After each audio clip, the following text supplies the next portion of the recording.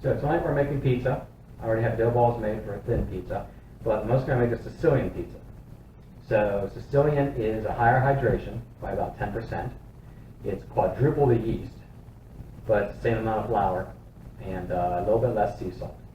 So you need to have a scale, digital scale, like $20 on Amazon, so you can weigh out all your ingredients.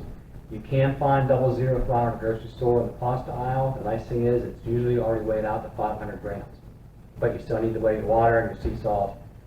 It's just better to have a scale, that way you know it's always going to work out right. Sicilian dough is about 75% hydration, so it is going to be wet. It's going to be sticky. So in the tub, my fancy designer tub again, I've got 375 grams of warm water, half a teaspoon of instant yeast, and 11 grams of fine sea salt. So all we're going to do is add our 500 grams of flour. And just like our thin dough, all we're going to do is incorporate the flour into the water, just make a rough looking ball. We'll let it sit for 15 to 20 minutes, and then we'll take it out and we'll knead it into a larger, smoother ball, which then will actually sit for hours until it doubles in size, and we'll put it on a pan for baking. Sicilian pizza is real nice for parties because it's pretty much make it and forget it. You're going to par bake it for about 12 to 15 minutes. Then you can set it aside so you can par bake several doughs, let them sit, and then when you're ready to make them, it takes a matter of depending how dark you want it, 15 to 20 minutes to finish it up. Whereas your smaller pizzas, you have to cook each one for 8 minutes. You got to make them all. That gets to be a little bit of a pain. So after we incorporate everything, try to get as much of this goo off our fingers as we can. You have to be perfect with it. So I'm just going to go down the drain. And all we're going to do is we're going to loosely cover this.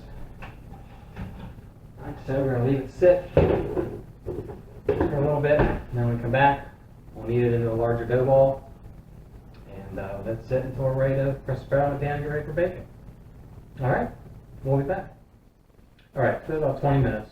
So you see a good bit of flour on the board because, like I said, this is going to be really sticky. And in order to manipulate it, you're going to need to soak up some flour. Just use regular bread flour. Don't waste your good 00 flour. Put a little pour of olive oil in your pan, your tub. You're putting a third cup of olive oil in the pan whenever you bake this. Don't worry about how much you actually get inside of there. So for this, we're just going to knead it for about 30 seconds or so until it gets nice and smooth, which happens really quickly. You can see it's already a lot nicer than it was when we took it out. Flour helps you able to knead it the way that you want to.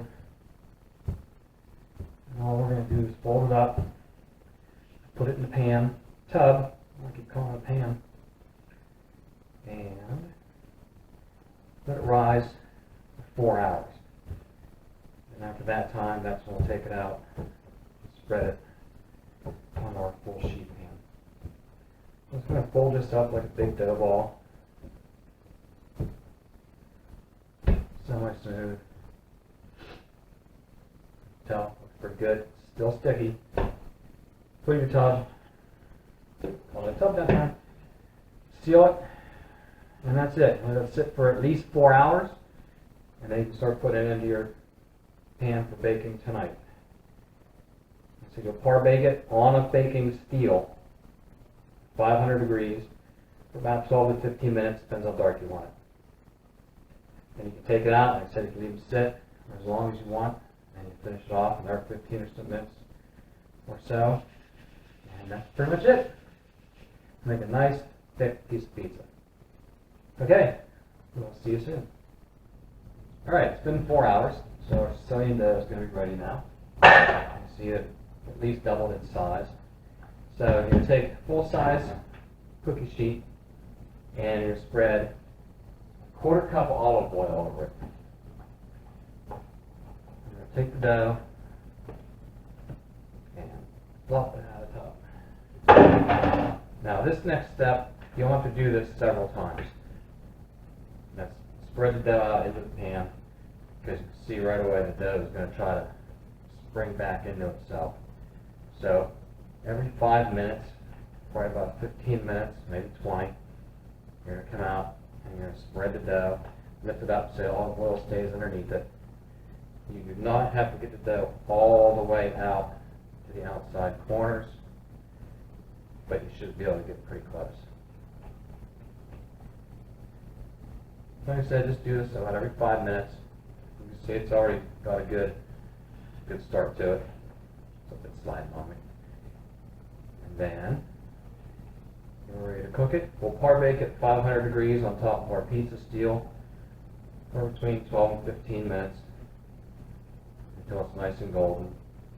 You'll cook it with sauce on, and then you'll sauce it again before you cheese it and if you're putting any toppings on top of it. So, said we'll come back to do that about every 5 minutes until it's ready to go in the oven. Okay, just want to share real quick, it took me 2 more stretchings, but I did get it stretched out almost to the end, and I have sauce on top of it, so now we're going to par bake it for about 15 minutes at 500. Putting the sauce on top of your par baking, it'll keep the top from drying out, which is nice, because then you're going to sauce it again before you put your cheese on and everything else. So when it comes out from the par baking, I will give you a look to see what it looks like, and then we'll go from there. Okay, Sicilian's out of the oven.